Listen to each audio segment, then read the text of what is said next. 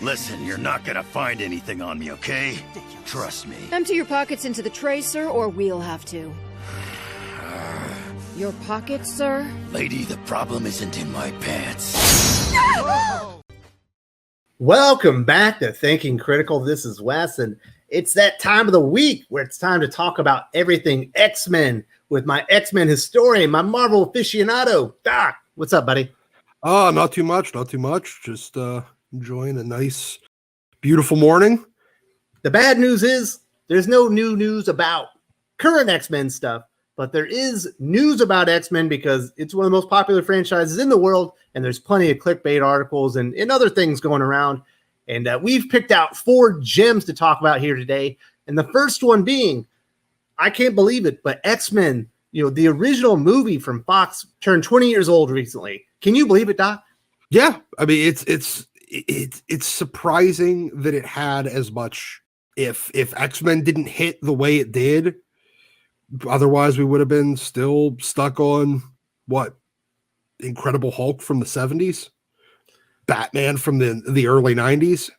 It's been 20 years now since that movie came out, and you're getting hints of where we go. You could see some of the Zack Snyder inspired Justice League build up. Don't even compare X-Men to Justice League. Well, no, with that kind of dark and gritty vibe to it. Now, I think Justice League was brought down by the vibe of Batman, the Dark Knight trilogy. But everyone thinks that X-Men was like the beginning of Marvel and movies that was good. But actually, I think Blade came out before that.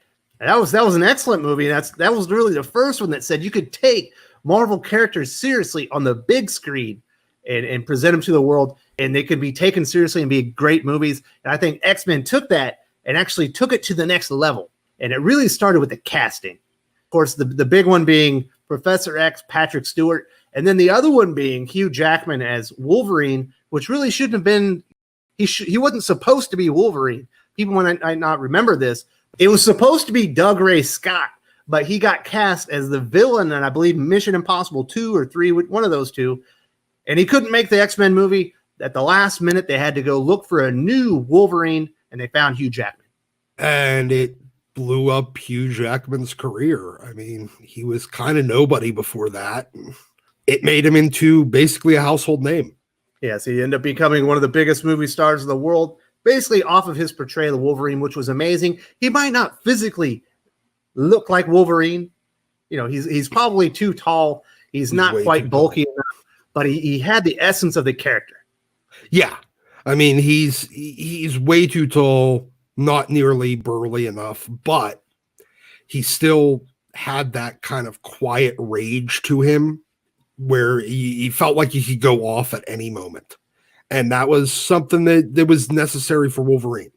And then, of course, the other pieces that I think really worked really well was his foil in the movie, Cyclops, and of course, his love, Jean Grey. I thought it was just really well done. It's a really fun movie. Magneto was off the charts, interesting, was a great villain. It really propelled this to being one of the huge superhero franchises, before the MCU came along.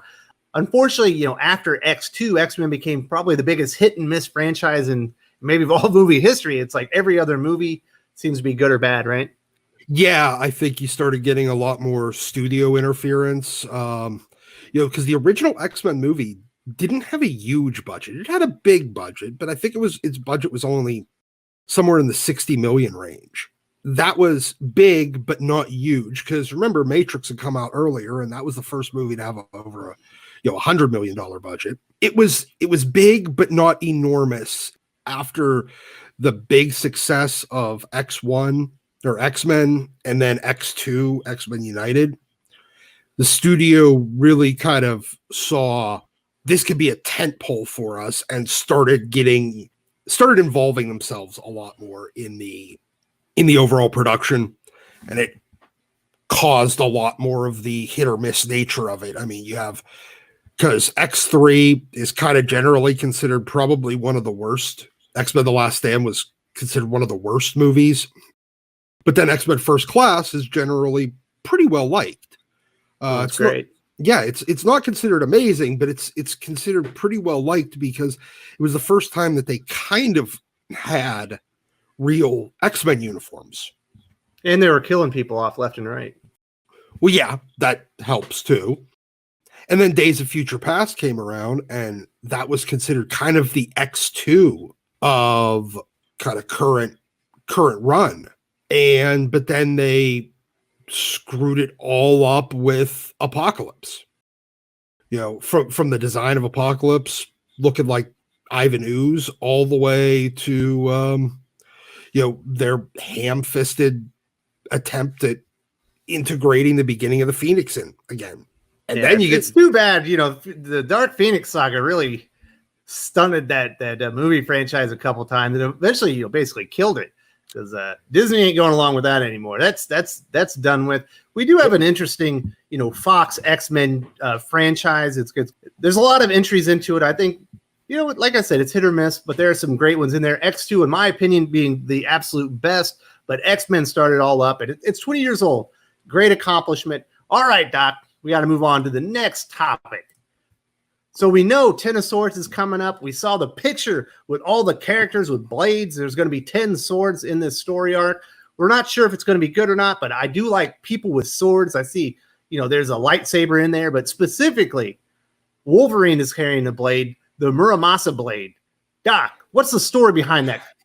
I guess the Maramusa Blade, it originated with Wolverine sometime after World War II, with him wanting to get revenge for something. I don't exactly remember. I think this was when Romulus was first showing up. And this was the Daniel A run, so it's not exactly a classic. Yeah, it's not really exactly a classic. It was in the X-Men or the Wolverine Origins title, which was kind of the second Wolverine title. And it wasn't really all that great. I wasn't a big fan. I kind of ignored a lot of it because I felt like it didn't really feel like Wolverine. They'd introduced this villain Romulus that I guess his origins go all the way back to the founding of Rome, that he's one of the two wolf brothers, but apparently he was descendant of the wolf, and it made him Wolverine's, I don't know, way descendant or ancestor. He was another character with a healing factor.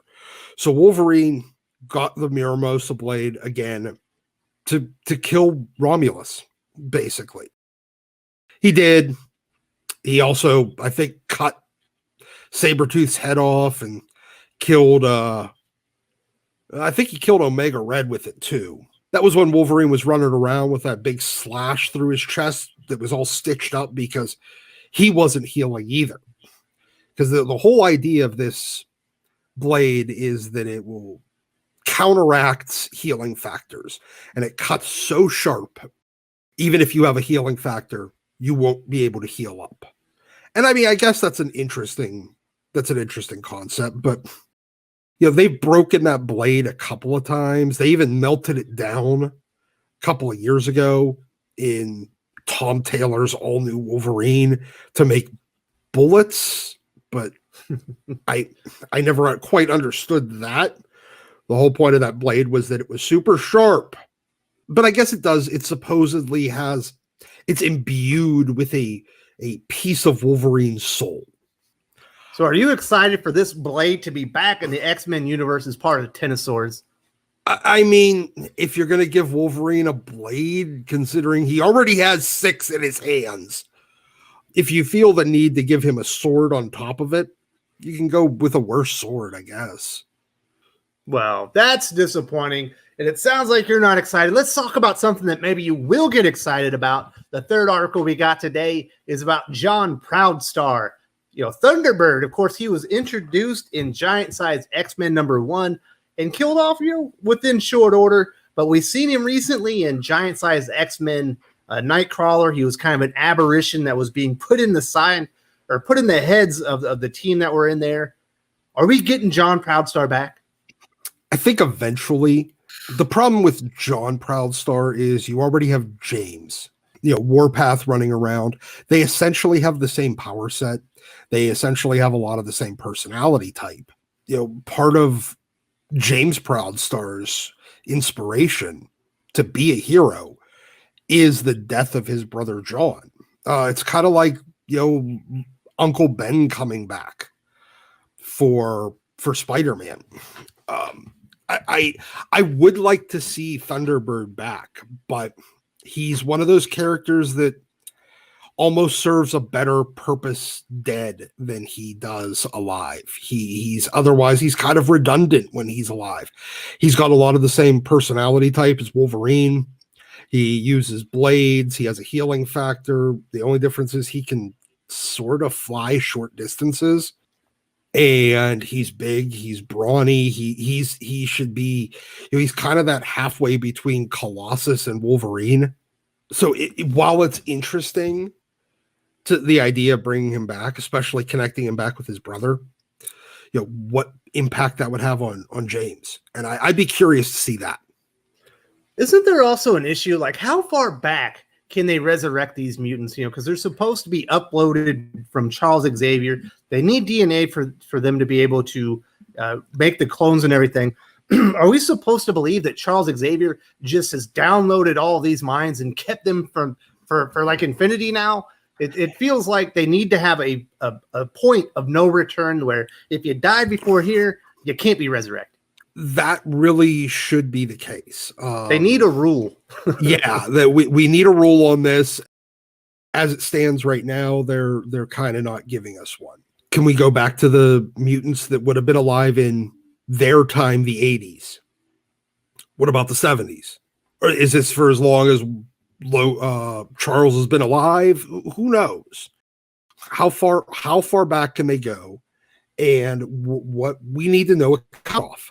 Because otherwise, this is an even worse Deus Ex Machina than I thought it was. I'm with you, man. They need to come up with a rule, because you can't just resurrect everybody. What about mutants that were alive 300 years ago? Charles all of a sudden have that information ready to upload as well. Come on. All right, so the last article that we have talking about the Dark Phoenix Force, we just talked about this last week, but there's an article in Screen Rant talking about how they keep retconning the Dark Phoenix Force. Of course, the Dark Phoenix saga, in many people's minds, the greatest X-Men story ever told. It was one of the first really big, long-form, classic Chris Claremont X-Men stories that he had. It had a definitive, wonderful ending where basically Jean Grey gets controlled by the Phoenix Force. She ends up killing an entire planet of people because she was hungry, and then she ended up having to sacrifice herself, and she died. But there's been a lot of retcon since then. Yeah. I mean, the first retcon was when they were getting ready to launch the X Factor book and wanted to put the original 5. And originally it was going to be Dazzler as the 5th member instead of Jean. And Jim Shooter, who interestingly enough was the guy that said no, Jean had to die, was the one that said, no, if you're going to do an original 5 X-Men book, you need the original 5. So you got to figure out a way to bring Jean back. And they did it by having her burst out of a cocoon from Jamaica Bay and say that the Phoenix that had possessed Jean during the entire, from X-Men 101 all the way through to X-Men 138 or 9 or whatever it was, wasn't actually Jean being possessed by the Phoenix. It was the Phoenix itself taking Jean's form. That was an interesting retcon. That was their way of fixing it. And that made sense. But then when Morrison took over, he actually started connecting Jean to the Phoenix Force by the Phoenix Force coming back and actually possessing her. And then they did the Phoenix End Song, Phoenix War Song miniseries. But the whole time, Rachel had still had a connection to the Phoenix. Rachel was kind of the temporary vessel for the Phoenix. She was the home of it for a very, very long time. Rachel Gray. Then Bendis had to do Bendis things and forget that all of that ever happened and decided that magically the Phoenix is automatically an evil force and will destroy everything if it comes here. So Iron Man needs to fix it. And then we got AVX. Yeah, and the Phoenix Force is like in caking over lots of different mutants there. It's no longer a Jean Grey thing or a Grey family thing, right? Yeah, it's no longer a, Jean or her daughter. I could have seen it going to Nate Gray. I could have seen it going into Cable. But going into Scott and Emma and Namor and Colossus and Magic, no, that didn't make any damn sense to me. Sounds like classic Bendis, but at that point he was still somewhat of a renowned writer that was supposedly still doing good stories. Yeah, I mean that was kind of my point with Bendis, where I was basically done. I'm like, oh, you're gonna just look. I wasn't a huge Avengers fan, and I didn't understand the Avengers fans' objections to what you were doing on Avengers and New Avengers. Now I understand it because I am a big X-Men fan, and you basically just come in and shit on whatever you don't like. And they've started. I don't know. I think maybe they should just let it die and move on to a new idea. Oh yeah, and because Jason Aaron's currently was using it in his 1 million BC Avengers stuff. I don't get all that. Well, no one does. Because no one wants to read it. It's so bad. Yeah, because that's a stupid story and a stupid idea. Dumb idea. Terrible idea. Except for Ghost Rider on a woolly mammoth. That was kind of dope. Okay, I can get behind that. We are up against the time window here, Doc. Thank you so much for talking about all these great stories out there. And we'll be right here next week for This Week in X-Men. Really appreciate it, buddy. Yep, anytime, man. If you enjoyed this video, please give it a like. I would appreciate it very much. It helps us attract more views for the channel. Subscribe for future commentary, comic book news, and reviews. And don't forget to ring the bell for notifications. If you want to talk comics, movies, and much, much more, you can follow me on Twitter at Wes_from_TC. With that, Salamat Po, and I'm out.